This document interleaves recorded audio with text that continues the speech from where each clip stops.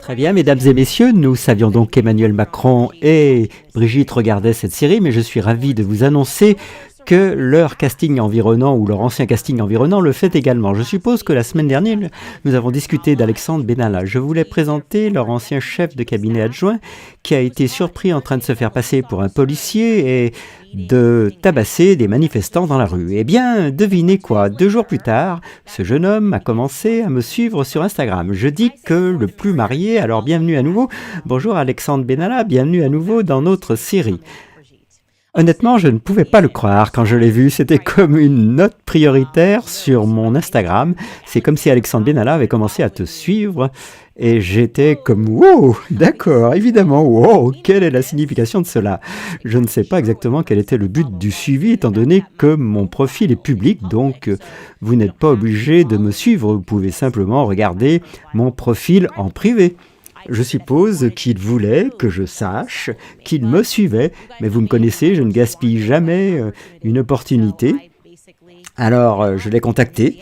Dans ses DM, je me suis glissé dans les DMS d'Alexandre Benalla. Voilà ce que j'ai dit. Ok, j'ai dit, je suis content que tu apprécies ma série.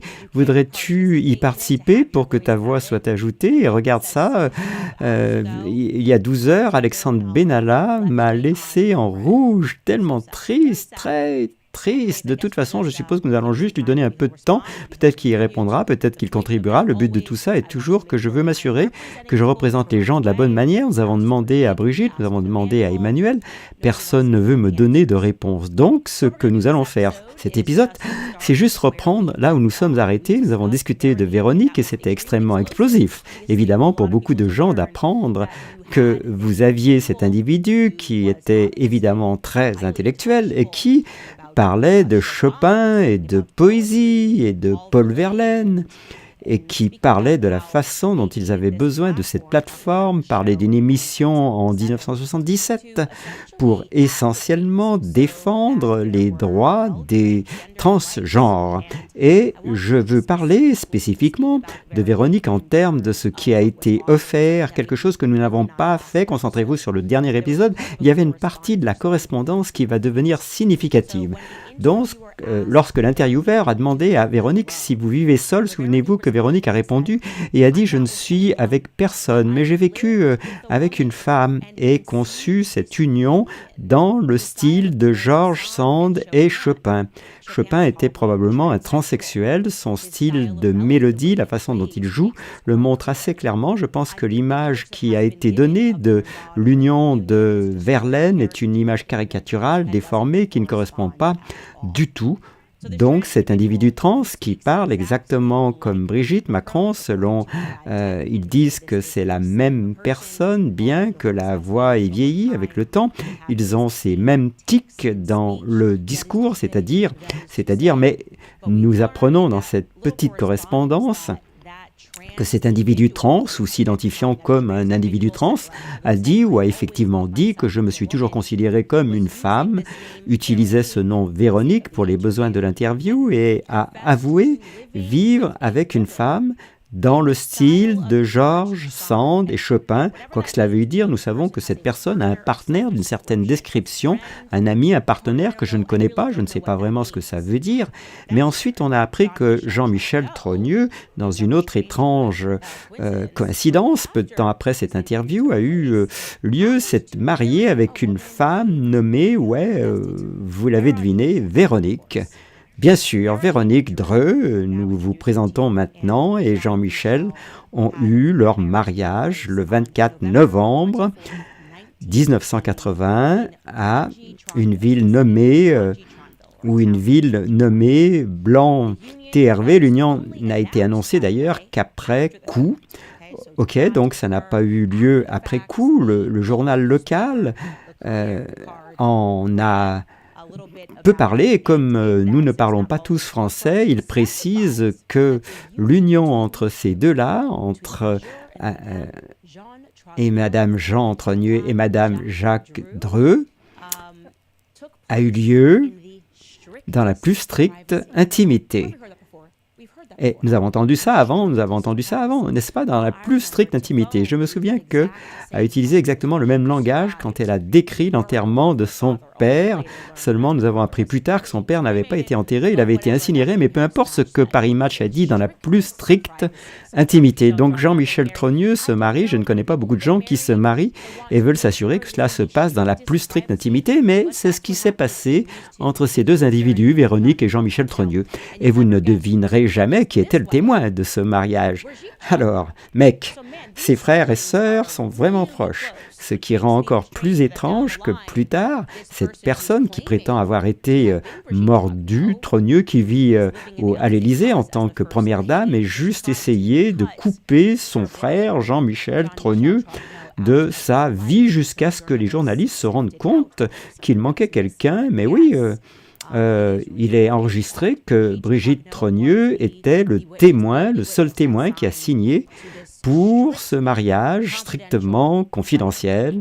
Ok, alors ce qui se passe ensuite, c'est qu'il est enregistré que Jean-Michel Trogneux et Véronique Dreux ont eu un enfant, jeune Jacques Trogneux. C'est l'enfant que nous avons montré, qui ressemble presque à Emmanuel Macron. C'est vraiment difficile de me convaincre que ces deux personnes ne sont pas liées, mais ce ne sont pas des mecs, pas selon la légende officielle. Ils ne sont certainement pas mariés, c'est le côté de Brigitte, de la famille de Brigitte. Et puis 2 ans plus tard, jeune Michel Trogneux et Véronique Dreux ont une fille, Valérie, puis très peu de temps après, ils divorcent. Leur divorce est finalisé en 1987. Maintenant, les choses deviennent super intéressantes. Après le divorce, Véronique Dreux se remarie des années plus tard, en 1998, un homme nommé Alan D. Simon. Il est un assureur majeur d'Amiens, maintenant quelque chose qui vaut la peine de noter, et qu'après son mariage avec Jean-Michel, Véronique a des classes comme elle a maintenant de l'argent, elle commence à vivre une vie, la grande vie qu'elle n'avait jamais vécue avant, ok? Peut arriver, je suppose que vous pouvez avoir des classes supérieures dans la vie, mais il convient de noter qu'elle vit d'une manière qu'elle n'avait jamais vécue auparavant, donc naturellement, le journaliste Xavier Poussard l'a contacté. Cela semble être un bon point de départ, comme si vous essayiez de déterminer si oui ou non Jean-Michel Trogneux a fait sa transition et est devenu Brigitte Macron. Vous devez être prêt à accepter des preuves qui indiqueraient le fait que vous avez tort, que votre thèse est fausse.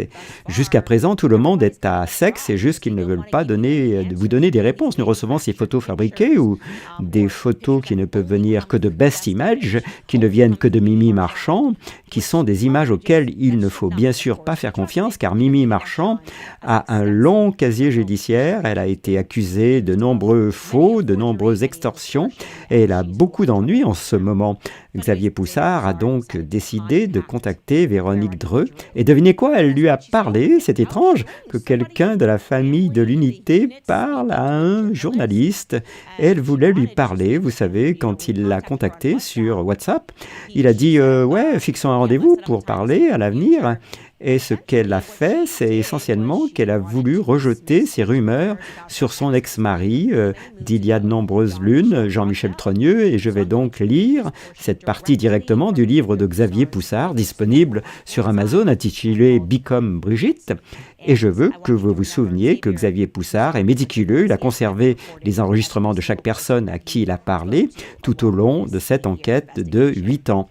Donc, d'après son livre, il écrit cela à la première personne. Donc, je cherchais à contacter Véronique Dreux. Quelle était la matérialité de son mariage avec Jean-Michel Trogneux? Qui était-il? Comment et quand s'était-il séparé après avoir épousé Jean-Michel Trogneux? Véronique Dreux a continué son ascension sociale en épousant une Simone, maintenant répertoriée dans le bottin mondain. C'est là que j'ai trouvé son numéro. Je l'ai contactée sur WhatsApp. Elle a accepté de me rappeler le lendemain. Et la fait. Notre conversation a duré une demi-heure, même si elle répète les formulations souvent entendues de l'entourage Trogneux. Exemple, ces femmes sont folles, en faisant référence à Natacha Ray et Amandine Roy. Elle fait d'abord semblant de ne pas savoir de quoi par l'appel à propos de Jean-Michel, de non, Brigitte, n'est-ce pas? Écoutez, monsieur, je ne sais pas. C'est ridicule quand même parce que j'ai 2 enfants avec Jean-Michel Trogneux. J'ai vu sur YouTube qu'ils ont fait un arbre généalogique où ils ont même mis que je pourrais être la mère de Macron. Véronique Dreux fait bien sûr référence aux questions soulevées par les internautes à propos de la ressemblance physique troublante entre Emmanuel Macron, le mari de Brigitte, et Jean-Jacques Trogneux, le fils de Jean-Michel Trogneux. Elle continue en disant « Écoutez, monsieur, je suis divorcée de Jean-Michel Trogneux depuis de nombreuses années. Écoutez, monsieur, je me suis remariée et mes enfants sont là. Je ne veux pas de problème, mais je peux vous dire que Jean-Michel n'est pas Brigitte. C'est ridicule. J'avais 2 magasins de chocolat et bien j'avais eu 2 enfants, ça n'a pas marché, alors je suis retournée vivre avec ma mère et c'est tout, mais je peux vous dire que Jean-Michel n'est pas Brigitte. Xavier dit que je la prends au mot et je lui demande des photos de son passé commun avec Jean-Michel Trogneux, promettant que si elles sont concluantes, de clore l'affaire sans même publier ces photos. Véronique Dreux lui dit « Brigitte m'a dit de ne pas m'impliquer, je ne veux pas d'ennui avec mes enfants ou à propos de... Ce n'est plus pertinent pour la famille. » Ok, donc 2 ou 3 choses que je veux que vous vous souveniez, juste de souligner là-dessus à propos de cette petite correspondante. Elle dit à Xavier que le divorce entre elles, qu'après le divorce entre elle et Jean-Michel Trogneux, non, elle est allée vivre avec sa mère, ok. Elle souligne aussi avec insistance que Brigitte n'est pas Michel Trogneux, mais aussi que Brigitte lui a dit de ne pas s'impliquer. C'est assez étrange au départ. C'est étrange parce que vous avez 2 enfants avec son frère et vous voulez me dire que ce n'était pas seulement votre ex-mari Jean-Michel Trogneux, la personne avec qui vous avez élevé vos enfants, qui vous a dit quelque chose, mais plutôt sa sœur, son ancienne belle-sœur qui vous a dit de ne pas vous impliquer. Ok, ça semble un peu étrange. Je m'attendrais à ce qu'elle dise « Jean-Michel Trogneux m'a dit de ne pas m'impliquer là-dedans, vous êtes tous fous, partez ». Mais ok, garons-nous sur le côté, tu veux vivre avec ta mère après le divorce et pour une raison quelconque, tu écoutes ce que Brigitte Macron te dit de faire plutôt que ton ex-mari que tu n'as pas mentionné dans cette conversation et qu'elle ne mentionne pas dans la mesure où elle a une relation actuelle avec Ok, donc pour revenir à la conversation de Xavier, à la première personne, il dit ça dans son livre comme Xavier soutient qu'elle devrait demander des comptes à Brigitte Macron parce que c'est à cause de son silence que sa propre photo ainsi que la photo de ses enfants, Jean-Jacques en particulier, circulent sur les réseaux sociaux. Elle me coupe et inexplicablement lâche. Et aussi, je connais bien le père de Macron. Je ne le connais pas très bien, mais il était chirurgien à l'hôpital d'Amiens. Mais je ne connaissais pas Emmanuel Macron. Nous vivions à Tulle et je ne la connaissais même pas. Je l'ai vu au mariage de ma fille la première fois que je l'avais vu. Puis j'entends une autre personne au bout du fil. Véronique Dreux s'arrête, visiblement gênée, comme si elle était allée trop loin. Elle se ressaisit et me demande « Bien, et comment t'appelles-tu » Fin de la conversation. Donc, on est à Garner, d'après cette conversation, que quelqu'un était dans la pièce. Ok, elle a dit « Je suis d'accord pour te parler ». Et puis, il y avait quelqu'un dans la pièce quand elle avait cette conversation avec Xavier Poussard qui l'a arrêtée quand elle a donné un truc aléatoire, mais très intéressant, qu'elle connaissait le père d'Emmanuel Macron, Jean-Michel Macron, mais elle ne savait rien d'Emmanuel Macron jusqu'à ce qu'il apparaisse au mariage de sa fille Valérie, et inutile de dire qu'elle n'a jamais fourni à Xavier Poussard de photos de son ex-mari ou de leur mariage strictement privé, quoi que ce soit qui aurait pu immédiatement dissiper ces rumeurs, ces années manquantes, pour ainsi dire, de sa vie et de la vie de Brigitte Trogneux, qui aurait tout simplement mis un terme à tout cela. Ils ne sont jamais prêts à faire ça, n'est-ce pas ? Xavier Poussard fait ce qu'il fait de mieux, il enquête sur ce qu'elle lui a dit, d'accord ? Véronique était-elle la George Sand de Chopin, de Brigitte Macron? Vivait-ils peut-être ensemble? Et a-t-elle peut-être aidé Brigitte? Brigitte Macron a finalement créé un alibi pour son passé, ou disait-elle la vérité? Tout le monde était fou et Jean-Michel Trogneux n'était que son ex-mari et il est très bien et vivant, il ne peut tout simplement parler à personne en ce moment. Eh bien, je peux vous dire que Xavier a pu déterminer qu'il y avait un modèle de comportement très étrange pour Véronique après son divorce avec avec Jean-Michel Trogneux, à savoir qu'elle a refusé de reconnaître son précédent mariage avec Jean-Michel Trogneux, même lorsque la loi l'exigeait, d'accord? Par exemple, dans un document fiscal, ici, elle est datée de janvier de 1992. Elle a indiqué qu'elle n'avait été mariée qu'une seule fois auparavant à un homme nommé Serge François. Et au fait, c'est vrai, elle avait d'abord épousé Serge, puis elle avait épousé Jean-Michel Trogneux, mais bien sûr, elle a eu 2 mariages, et elle oublie Jean-Michel Trogneux, elle dit « je n'ai été mariée qu'une fois ». C'est un mensonge qui, parmi nous, mentirait sur un document fiscal. C'est un territoire très effrayant, n'est-ce pas? Vous ne voulez pas être surpris en train de mentir sur des documents fiscaux, et pourtant, elle a fait ça, elle a supprimé l'un de ses mariages, puis elle l'a refait dans un collectif immobilier public qu'elle a mis en place pour acheter sa maison en Corse. Je pense que ce serait similaire à mettre sa maison dans une LLC en 2018. Elle a déclaré qu'elle n'avait en fait jamais été mariée auparavant dans un document délivré par un notaire. Elle a menti en présence d'un notaire et a de nouveau retiré son mariage à Jean-Michel Trogneux, qui lui demandait de prétendre essentiellement qu'elle n'avait jamais été mariée à Jean-Michel, document, elle l'a juste retiré pour le reste de sa vie. Il semble que tout ce que Xavier a pu trouver, il a aussi pu déterminer grâce à des documents qu'elle lui avait menti au téléphone quand elle a dit qu'après le divorce, elle était partie vivre avec sa mère. Il a pu trouver des documents qui lui ont révélé qu'en fait, elle était allée vivre dans un appartement à Amiens qui appartenait au père de Jean-Michel de Trogneux. Donc la famille Trogneux l'a logée dans un appartement et je ne sais pas, je suppose que ce n'est pas totalement étrange que ton beau-père puisse faire ça, mais ce qui est étrange, c'est que tu aies menti à ce sujet des années plus tard quand les gens ont commencé à poser des questions sur ton ex-mari, très étrange.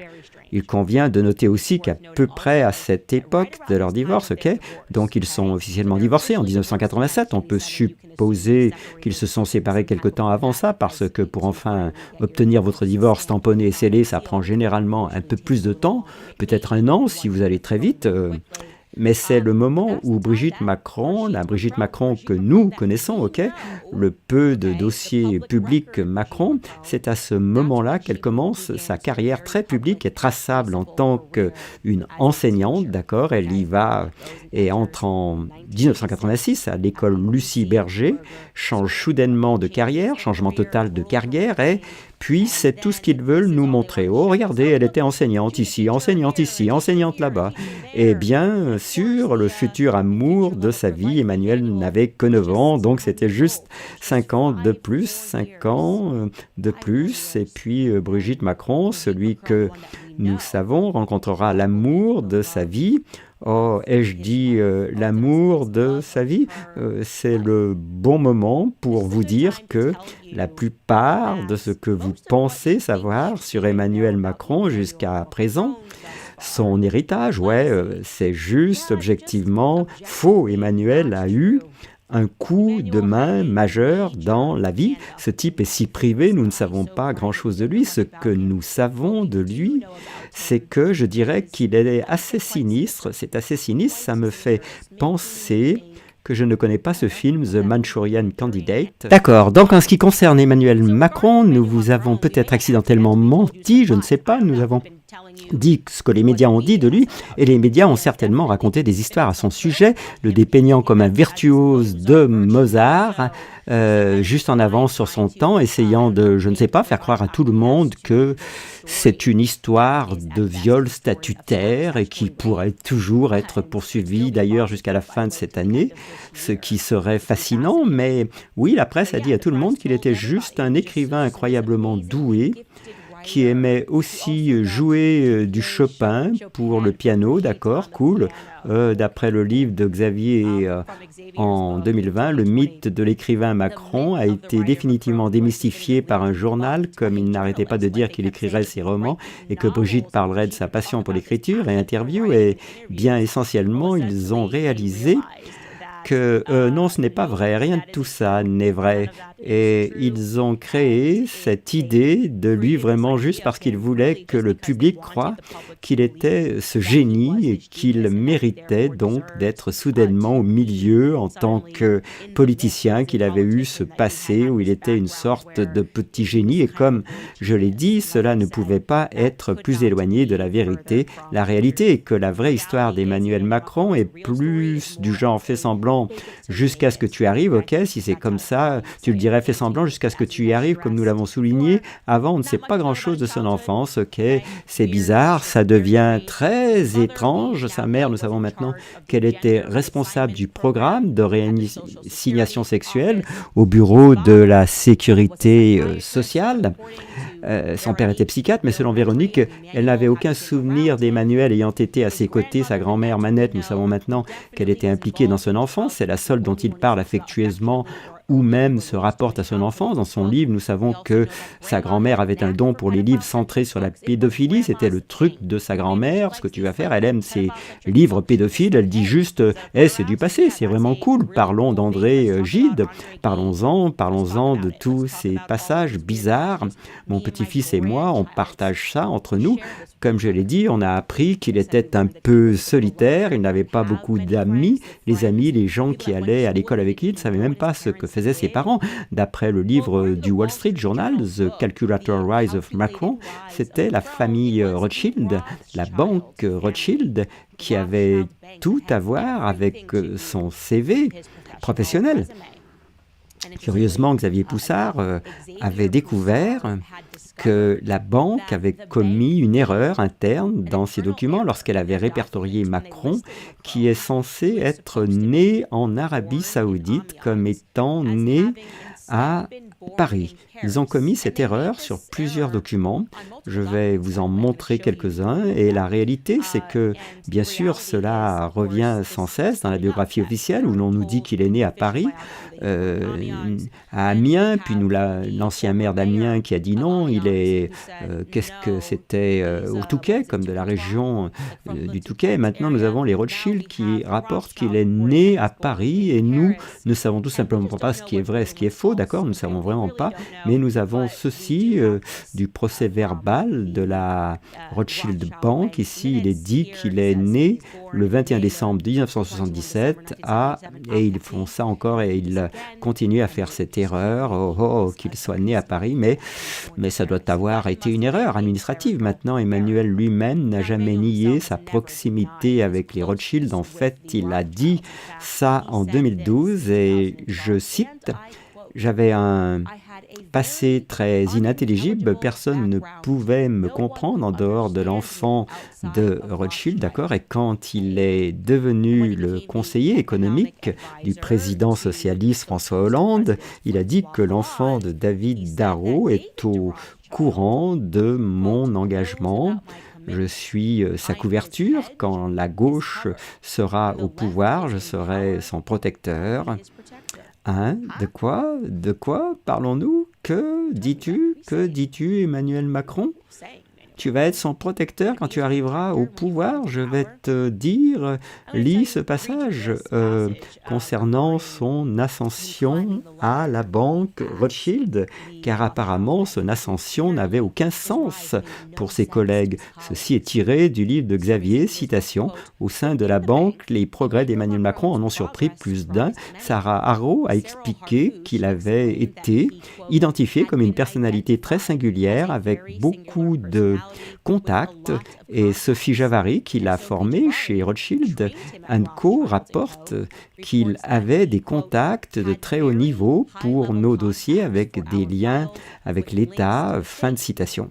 Selon elle, ses collègues les plus expérimentés ont été surpris par son citation des soutiens au plus haut niveau de la banque, notamment l'enfant de David Derroth et son bras droit, François Henrot, qui lui permettait occasionnellement de, citation, contourner sa hiérarchie immédiate. Ce soutien lui a permis de devenir à 32 ans le plus jeune associé gérant de l'histoire de la banque, même si, selon d'autres salariés, Il était un piètre technicien. Citation, Macron n'y connaît pas grand-chose. Citation, en réunion on rigole et on réfléchit ardemment. Voici un autre joyau de Macron qui rapporte maintenant d'autres confidences de Rothschild et co-exécutive. Le journaliste Mark Handel confirme l'amertume suscitée par sa promotion accélérée. Citation, chez Rothschild, il a la réputation de n'avoir jamais écrit d'équation. Il ne savait même pas ce que l'IIDA est, le résultat d'exploitation d'une entreprise. David Rothschild a dû les violer pour le nommer associé gérant. Ok, l'idée d'un associé gérant de Rothschild Bank, ne sachant pas ce que l'IIDA signifie. Comme ça, je ne suis pas une institution financière. Ici, le bénéfice avant intérêt dans les impôts, il ne savait pas ce que c'était. Et donc, les gens autour de Rothschild qui ont regardé son ascension et en ont été amers et savaient que David Rothschild avait encore une fois la main dans cette affaire. Vous pouvez lire cela dans le livre du Wall Street Journal, vous pouvez lire cela dans le livre de Mark Handel. Le passé ambigu de Macron, les gens ne comprennent pas comment il a été en quelque sorte élevé dans cette banque. Et d'ailleurs, cette élévation a eu lieu en fait avant même qu'il n'arrive à la banque Rothschild. Elle a aussi eu lieu à l'école. Donc on nous a dit qu'il était Mozart, non français. On nous a dit que ce gamin il était juste si brillant. Alors vous allez trouver cet autre point assez étrange. En 2002, quand il avait 25 ans, Emmanuel Macron a été admis à l'ENA. C'est une école, c'est en fait l'École nationale d'administration. Un programme d'études supérieures français d'hyper-élite, c'est la meilleure façon pour moi de l'expliquer aux auditeurs anglophones, d'accord, mais il a échoué à l'entrée dans cette école 2 fois. Puis, il a été admis comme par magie, sans avoir à répondre à la question qui lui a été posée lors de l'examen oral. C'est un élément pour entrer dans cette école d'élite. Vous devez essentiellement la fréquenter pour obtenir un emploi de haut niveau en tant que cadre financier. Ils l'ont juste autorisé à être admis sans passer l'examen oral, comme si cela n'avait jamais été fait auparavant, d'accord? Puis d'une manière ou d'une autre, il se retrouve dans les premiers rangs de sa classe et peut rejoindre l'inspecteur général des finances. Et ses camarades autour de lui, ses collègues autour de lui, savaient clairement qu'il était un idiot et que cela signifiait que les classements étaient truqués. Donc il y a eu une réaction publique parmi les autres étudiants de sa classe. Ils se sont littéralement mobilisés contre leur fraude, résultats qui ont ensuite conduit le Conseil d'État à intervenir et à annuler le classement des écoles pour cette année-là. Pour la première fois dans l'histoire de l'école, d'accord? Pour la première fois dans l'histoire de l'école, pourriez-vous imaginer cela comme un programme de la NBA? Vous vous dites que ce gamin est un idiot, je ne sais même pas qui il est arrivé ici, puis ils ont relâché l'enfant le plus intelligent de la classe, puis ils ont tous dit « Ok, que se passe-t-il ?» Ici, de toute évidence, c'est cuit, c'est complètement cuit. Et ils ont impliqué le Conseil d'État, et ils ont dit « Tu sais quoi, que diriez-vous de ne pas avoir de résultats cette année ?» Un petit point rapide à ce sujet. Au fait, en 2021, lorsque lui-même était président, il a décidé d'annuler l'ENA. Il a dit « Oh, en fait, nous avons besoin de plus de diversité dans le secteur bancaire. Nous ne devrions même pas avoir ce programme. C'est ridicule, c'est fou. Nous devons juste avoir plus de diversité. » Ouais, d'accord, mon pote, je suis sûr que c'est ce que c'est. On dirait que toute votre carrière, vous étiez juste préparé pour ce moment de devenir président de la France. Et en fait, ce que vous êtes, et la seule chose que nous pouvons vérifier, c'est que vous êtes un étudiant en théâtre. Vous savez comment agir et prétendre que vous êtes le président alors qu'il y a clairement quelqu'un derrière vous qui vous a fait avancer toute votre vie.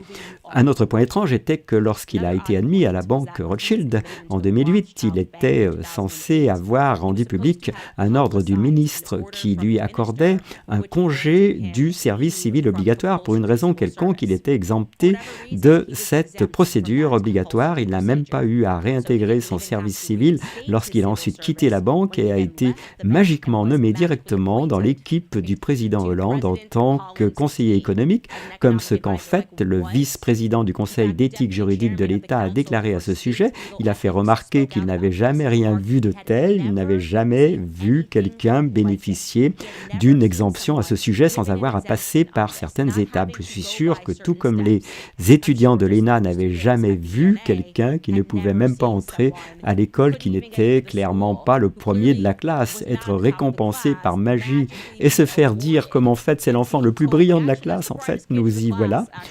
Ils étaient outragés, ils auraient dû être outrés, et les gens qui travaillaient chez Rothschild Bank étaient tout aussi outrés. Ce type ne sait même pas ce que c'est IIDA, on dirait qu'en fait c'est un idiot quand il s'agit de finances, et il ne pourrait probablement pas faire de poésie sur quoi que ce soit, il est juste performatif. Ça me fait penser à l'histoire de ce politicien quand il parle des Pyrénées, Perran.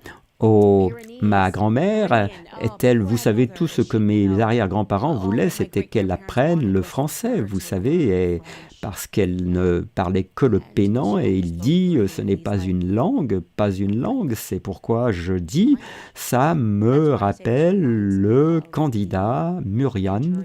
Maintenant, concernant la famille Rothschild, il y a tellement de choses que je pourrais dire ici, mais je ne veux pas que cet épisode soit diffusé sur YouTube. Il suffit de dire que vous pouvez chercher n'importe lequel d'entre eux, les liens prouvés avec Jeffrey Epstein, les divers scandales de pédophilie et d'inceste qui abondent et ont entouré cette famille. Vous pouvez chercher n'importe quoi, mais savoir que tout journaliste qui commence à écrire sur ce sujet en France doit faire face à des accusations d'antisémitisme, n'est-ce pas? Oh mon Dieu, Dieu vous en préserve, vous ne pouvez pas rapporter des faits concernant la famille Rothschild et leur empire. Ce que nous allons faire ici, c'est vous laisser avec ce que Xavier Poussard a dit, parce que je pense qu'il a résumé la situation de manière assez brillante concernant les Rothschild. Il a écrit que la longévité des enfants Rothschild et la préservation de leur fortune sont basées sur une pratique extensive d'endogamie et d'alliance entre cousins, essentiellement des croisements. Lors d'une conférence au musée d'histoire de l'art, Nathalie Reims, le cousin de David Rothschild, est allé plus loin en déclarant: c'est une pratique très courante dans ces familles. Le vice est agréable, mais l'inceste est le meilleur, car il reste dans la famille. Nous sommes simplement élevés pour nous taire afin que rien ne sorte. Nous sommes élevés avec ce poids pour nous assurer, et cela fonctionne, que nous ne nous exprimons jamais. Xavier conclut en disant des mots qui font écho à ce que nous avons rencontré tout au long de notre enquête sur Brigitte, une famille cloîtrée dans le silence, jalouse de protéger un secret de famille, zélée pour protéger un secret de famille qui est devenu une affaire d'État. Et je vous le dis sur ce chapitre final concernant les Rothschild et les scandales abondent, y compris les scandales qui concernent l'enfant de David Rothschild. Vous voudrez récupérer le livre de Xavier Poussard en train de devenir pris, parce que je vous ai donné jusqu'à présent n'est vraiment que la pointe de l'iceberg. Je ne peux pas vous expliquer combien de scandales pédophiles j'ai supprimé de ce podcasting, encore une fois, parce que je vais sur YouTube, donc je dois faire en sorte que ce soit aussi classé G que possible. Ça ne peut pas être continuellement le cas, que ce ne sont que des pièces de monnaie, ok? Il y a juste beaucoup trop de coïncidences qui s'additionnent. Vous ne pouvez pas jouer la carte « tous mes potes sont pédophiles et trans, sauf moi, je ne sais pas ». Je me sentirais juste un peu bizarre à ce sujet. Si vous aviez juste un individu dans votre vie, vous vous dites « je jure que tout le monde autour de moi est impliqué là-dedans, mais ce n'est pas moi ». C'est un peu ce qu'Emmanuel Macron essaye de nous vendre en ce moment. Tout le monde est impliqué et tout ça, mais pas moi. Je regarde maintenant, lui étant sorti de ce livre, et je pense qu'il est un idiot, il est juste un pion, et il a été préparé depuis qu'il était enfant, mais préparé par qui est son père? Qui est son père? S'il n'a pas cette relation avec Jean-Michel, nous avons découvert tout au long de cette affaire qu'il ne semble pas vraiment avoir de relation étroite avec ses parents ou ses médecins, peut-être, je ne sais pas, vous pouvez leur poser des questions pointues, mais ils ne veulent répondre à aucune de ces questions parce qu'ils savent que nous avons compris le jeu et que vous devez être très précis dans la façon dont vous leur posez des questions, parce qu'ils peuvent changer d'identité et ils peuvent changer de nom. La famille a cette capacité, donc si vous vous demandez la réponse à pourquoi il se fait que Xavier Poussard n'a jamais été poursuivi par la famille Macron. Qu'est-ce qui a sauvé Xavier Poussard? Alors que les femmes Natacha Ray et Amandine Roy, qui ont fait un travail merveilleux, ont fini par être poursuivies pour de petites erreurs. La réponse est en fait assez drôle parce que cela se résume en quelque sorte aux différences entre les hommes et les femmes.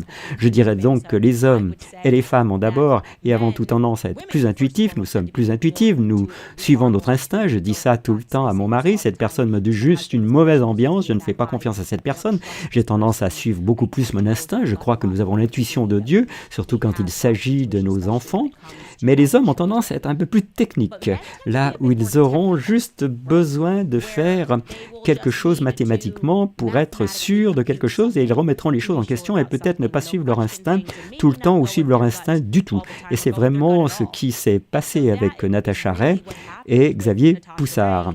Donc, Xavier Poussard a utilisé une technologie dont je vous ai parlé dans l'épisode de la semaine dernière, ou il y a quelques jours dans l'épisode, mais je veux vous démontrer cette technologie parce que quand il me l'a dit, mon cerveau de fille s'est juste dit « Ok, je ne suis pas dans l'IA, je ne suis pas dans la technologie », mais quand il m'a expliqué que cette technologie connue sous le nom de Face++ est fondamentalement ce que les forums économiques mondiaux ont fait, il l'a classé parmi ses 11 entreprises les plus intelligentes, d'accord? Son siège social est à Pékin, en Chine, comme je vous l'ai mentionné. C'est ce que la Chine utilise comme logiciel de reconnaissance faciale. Et quand il m'a montré à quel point c'est précis, j'ai été positivement choqué. Vraiment choqué, étonné et ensuite terrifié par la direction du monde quand on pense à ces mondialistes qui, je crois, veulent nous transformer en une sorte d'esclave technologique et reconnaître que cette intelligence artificielle est très précise. Et donc, oui, elle a été évaluée à 1 milliard de dollars. D'après le site web du World Economic Forum, elle a été fondée en 2011 et c'est un leader dans l'industrie de l'intelligence artificielle visuelle des machines et des systèmes de reconnaissance faciale. Je veux donc vous montrer, tout comme il me montrait cette technologie et je la testais en quelque sorte pour voir si elle pouvait se tromper, à quel point elle pouvait être précise, car nous vivons maintenant à l'ère de la chirurgie plastique. Les femmes peuvent littéralement changer de visage et le fait que cette technologie soit toujours capable de traiter qui est cette personne est incroyable pour moi. Alors voici un exemple. Et cela figure également dans son livre. Mais je veux souligner Kim Basinger, là à droite, qui a beaucoup modifié son visage. Ok, il sait toujours ce qu'il regarde et il dit ouais, non, c'est toujours Basinger. Et il revient avec un pourcentage et il vous dit essentiellement que vous entrez dans la gamme des 75%, vous obtenez plus de 70% et c'est très élevé comme oui, nous sommes certains que c'est elle et que c'est elle, c'est exactement elle. Je vais aussi vous montrer qu'il est capable même de prendre une photo d'enfance et même si cela peut la faire baisser ou diminuer, et que vous n'entrez peut-être pas dans la gamme des 70, vous pouvez entrer dans la gamme des 60. Il est toujours capable de vous dire que oui, c'est la bonne personne. Donc vous voyez ici Shirley Temple en bas, là, Hillary Clinton, je veux dire son visage n'a vraiment pas beaucoup changé depuis l'époque où elle était enfant, avec 78% de confiance. En haut, là, bien sûr, vous avez la princesse Diana, vous avez la reine, il est capable de revenir et de vous dire, malgré tout ce temps et cet âge, que c'est la même chose, la même personne qui est incroyable, comme je l'ai dit. Alors voici la raison d'ailleurs qui pour moi aurait été, si j'avais dû parier sur un cheval, j'aurais parié sur Natacha Ray et son instinct. Quand elle a vu pour la première fois cette photo d'André-Louis Osière à son mariage, et puis elle a découvert qu'il avait un cousin qui s'appelait Jean-Louis. Ok, donc en regardant cette photo à gauche, il y a la photo du mariage évidemment, le marié à droite, il y a son cousin qui s'appelle Jean-Louis, donc j'aurais pensé que la même personne, alors elle a regardé cette photo et elle a dit « Oh non, je pense en fait que la personne sur la photo est ce type et je pense qu'il se moque de nous et que si j'avais juste regardé ces photos et fait confiance à mes propres yeux, j'aurais totalement co-signé ce que Natacha Ray a dit, qui semble être exactement la même personne. » Mais Xavier Poussard, donc Natacha a dit ça, ou a écrit ça et elle a été poursuivie pour diffamation. Xavier Poussard a plutôt passé ces deux photos dans sa technologie et il lui a dit non, il a dit que ce n'était pas la même chose. Personne en face, plus il est revenu à 52% de moins. Alors il a dit, ok, je dois rater quelque chose, je vais me fier à la technologie. Elle me dit que ce sont deux personnes différentes et qu'elles se ressemblent tellement, ses cousins germains se ressemblent beaucoup, mais la technologie l'a détecté. Et bien sûr, nous avons ensuite appris, comme nous l'avons couvert hier, ou il y a 2 jours plutôt, que c'était en fait une personne différente, que Jean-Louis Osière était un cousin germain. Il n'était en fait pas la même personne que celle qui était photographiée. Là, c'est la raison pour laquelle elle a été poursuivie pour diffamation à nouveau, ne pas attaquer le fond de ses allégations, ne pas attaquer si Brigitte avait ou non fait la transition de Jean-Michel Trogneux, mais attaquer une erreur qui va se produire lorsque vous enquêtez sur une histoire et lorsque les gens refusent de vous donner des réponses et dans de nombreux cas, vous envoient intentionnellement sur la mauvaise voie, n'est-ce pas, concernant Brigitte Macron, qui a maintenant changé de visage, comme nous l'avons appris. Nous savons qu'elle voit ce médecin, elle subit une chirurgie de féminisation. C'est une bonne façon et en plus, elle a maintenant plus de 80 ans, n'est-ce pas? Et nous n'avons que des photos de son enfance, seulement des photos de Jean-Michel Trogneux de son enfance. Quand vous comparez cela avec la technologie renvoie ceci. Elle nous dit que c'est une forte probabilité, et c'est avec des dents de prothèses dentaires différentes non. Elle nous dit que c'est ce garçon sur cette photo de classe, ok? C'est ce garçon sur cette photo de classe, ça revient de la normale à la plus élevée étant là à 17,3%, et c'est juste avec la photo de classe et avec des années de travail, ok, on ne compare même pas cela aux photos de classe quand elle avait encore les dents que vous voyez là sur le côté gauche. Non, quand Brigitte avait encore des dents, c'est avec une tonne de travail effectué par le magicien pour la communauté transgenre. Non, le gars qui peut faire de vous une femme, il vous regarde les femmes comme leur argile et il est toujours certain que c'est Brigitte Macron, ok, que ce petit garçon est devenu Brigitte Macron. Il est également certain que la femme sur la photo de mariage, donc plus âgée sur Brigitte Trogneux, qui a épousé André Louis, n'est pas la première dame Brigitte Macron, que nous, aujourd'hui, ça renvoie à une faible probabilité que ce soit les mêmes personnes. Qu'est-ce qui se passe ici? Que veux-tu dire par faible probabilité? Cela nous donne peut-être la réponse à la raison pour laquelle elle ne répondra pas, elle ne se joindra pas à un procès, elle n'affirmera pas formellement en disant simplement que c'est moi sur la photo, ok? Elle ne répondra pas à mes questions car notre équipe juridique est sortie et nous avons dit que nous ne voulions pas mentir, tout comme Xavier, nous ne sommes pas là pour répandre des mensonges, ok? Ça ne m'aide pas, ça ne donne pas envie à mon public de revenir à mon émission quand je me fais prendre en teint de mentir intentionnellement et de diffamer quelqu'un pour le simple plaisir. Aidez-moi à vous aider, Brigitte.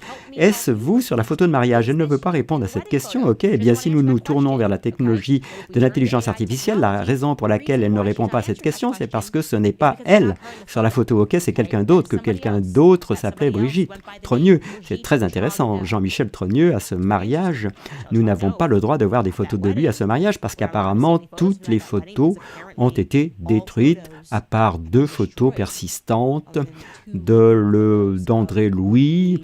André Louis est pareil pour Brigitte Trogneux. Nous constatons juste que malgré toutes les photos qui devraient être mises à disposition, nous ne pouvons pas mettre la main sur des photos d'école. Les photos d'école, nous ne voulons tout simplement pas les donner, ils ne veulent pas les abandonner, le rien n'existe, tout a juste été supprimé, une personne entière vient d'être supprimée.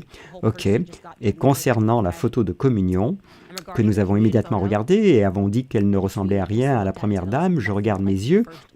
Il renvoie cette réponse, le texte dit non, encore, bah, non, ça n'arrive pas, désolé, elle n'est pas, d'accord, alors que discernons-nous de cela? Ce que nous discernons de cela, c'est que les photos que Mimi Marchand, meilleure agence Bessimage, Mimi Marchand qui est avec les gangsters, faisant du travail en s'assurant que les scandales de pédophilie n'atteignent pas la presse, scandales de pédophilie dégoûtants, il n'empêche que cela n'atteigne la presse, elle est la papesse des médias, de célébrités, ne publie pas sans son mot à dire, donc la personne par laquelle les réalisateurs de documentaires doivent passer pour obtenir des images de la première dame, et puis quand ils obtiennent ces images, il y en a peu, et loin entre ce que 3 sont entrés dans l'arène publique de son enfance, et toutes ces photos, 1 ou 2 de son enfance plutôt, et une de son mariage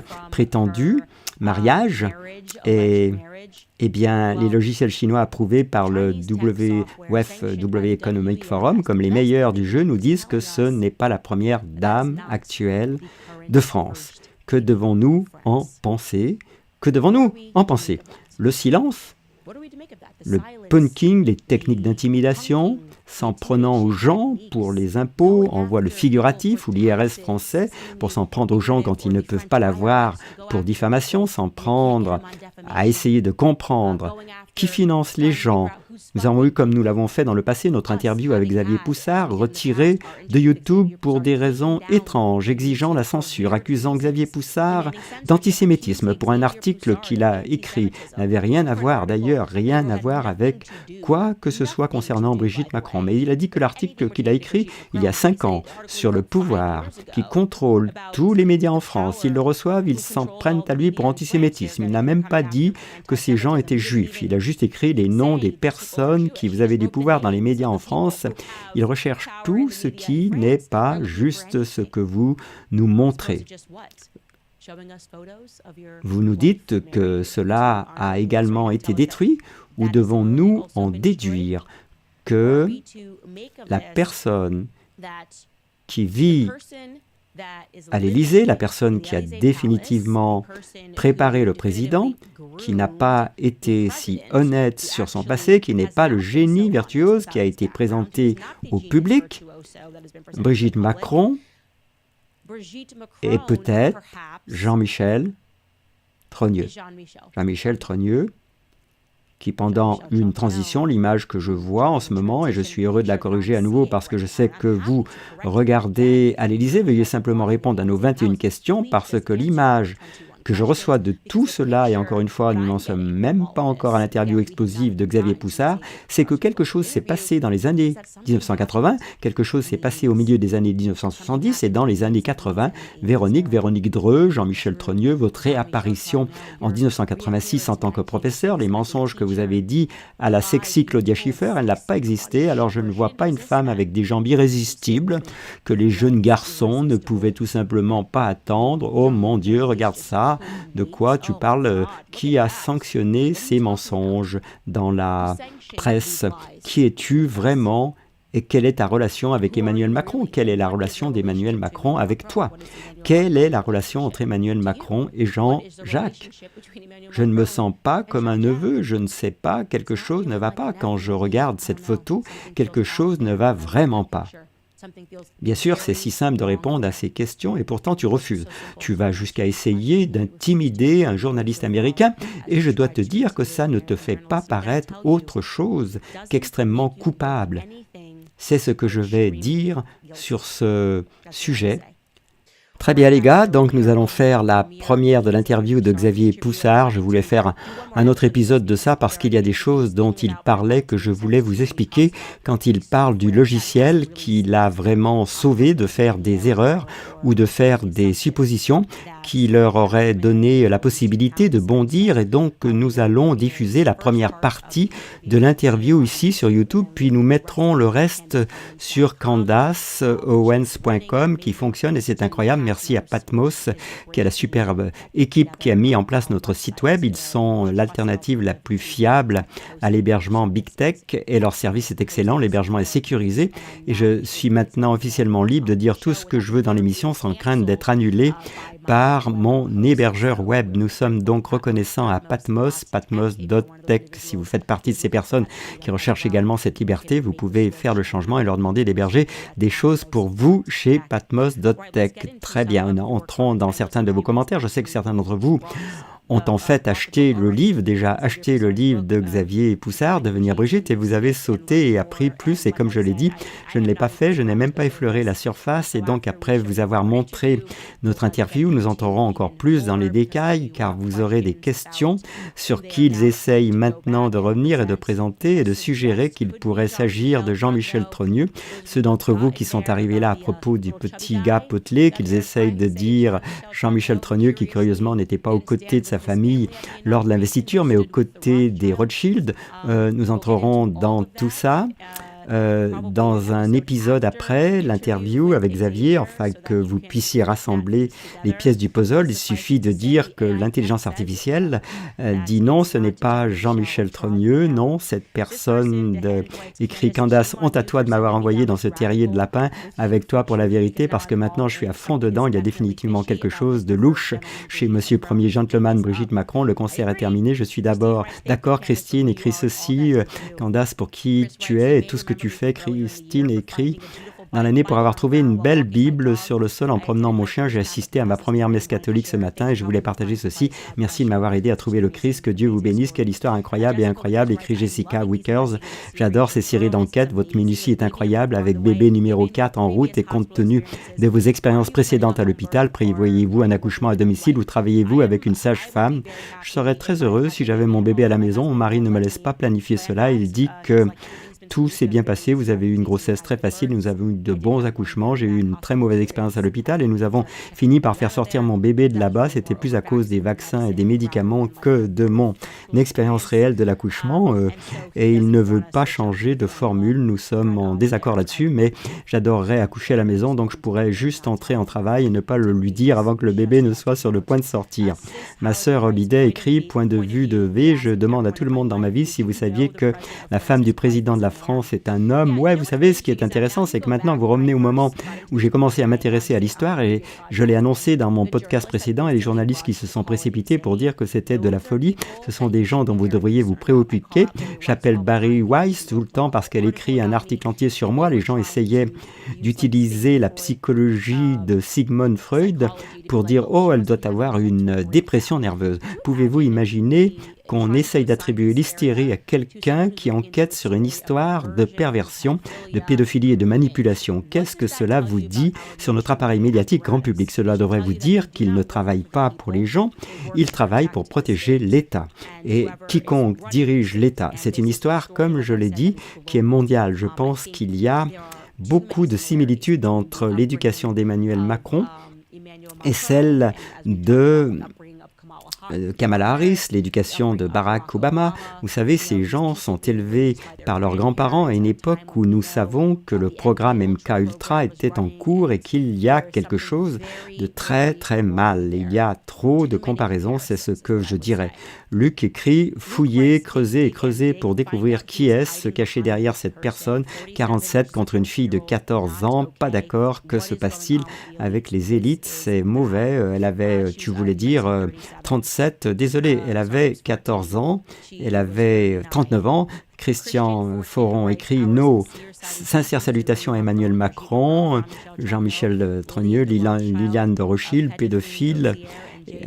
Qui sont tous d'une manière ou d'une autre avec nous ce soir. En effet, ils le sont. J'entends des rumeurs selon lesquelles Emmanuel Macron est même en train d'essayer d'embaucher des gens dans les relations publiques pour faire face à la fracture de son image. Et Tiphaine est silencieuse. J'ai beaucoup de questions à son sujet, le seul enfant qui semble vraiment s'exprimer. Et c'est intéressant parce que nous, comme je l'ai dit, ne savons pas ce qui est arrivé à Brigitte Trogneux, mais nous savons que quoi qu'il en soit arrivé à la vraie Brigitte Trogneux, Tiphaine aurait été trop jeune pour se souvenir d'elle. Donc je trouve que c'est intéressant et c'est pourquoi nous avons créé une chronologie qui nous devrions partager avec vous tous afin que vous puissiez simplement capturer le genre de mouvement ici comme une chronologie de Brigitte Trogneux, une chronologie de Jean-Michel Trogneux, un peu comme l'effacement et la disparition des deux, la réémergence de... ou plus tard peut-être, et juste que c'est une histoire trop parfaite quand on commence à la regarder, mais de toute façon, vous les gars, vous rappelez juste que si vous voulez soutenir notre travail, s'il vous plaît, allez sur candaceowens.com, vous pouvez donner ce que vous voulez, vous pouvez aussi vous inscrire, nous avons une série entière sur les vaccins, vous pouvez aussi soutenir en achetant mon deuxième livre qui est disponible en pré-vente, allez sur candaceowens.com, il y a tellement de façons de soutenir les journalistes indépendants et les gens qui prennent simplement ces risques et racontent ces histoires parce que je pense que nous vivons ce réveil mondial et nous réalisons que quelque chose de très sombre, de très pervers se passe et qu'il y a trop de pouvoir qui essaye de nous réprimer, avoir cette conversation, et cela va nous prendre tous en quelque sorte. On se soutient et on s'éduque les uns les autres afin que nous puissions réellement changer les choses pour nos enfants. Et c'est mon investissement dans ce domaine, c'est ma peau dans ce jeu. J'ai des enfants qui doivent grandir dans ce monde, et plus j'en apprends sur les choses qui se sont produites et celles qui se produisent, plus ça me terrifie, et donc je ne garde pas ma bouche fermée. Comment je m'en sors, Emmanuel Macron? Je me tais. Tu m'as dit de me taire, en gros, en beaucoup de mots, dans 100 pages, tu as dit de ne rien dire, et je n'ai rien dit. J'ai vraiment échoué à ne rien dire. Je ne suis pas doué pour ça, ça n'est pas mon truc. De toute façon, les gars, on se voit demain.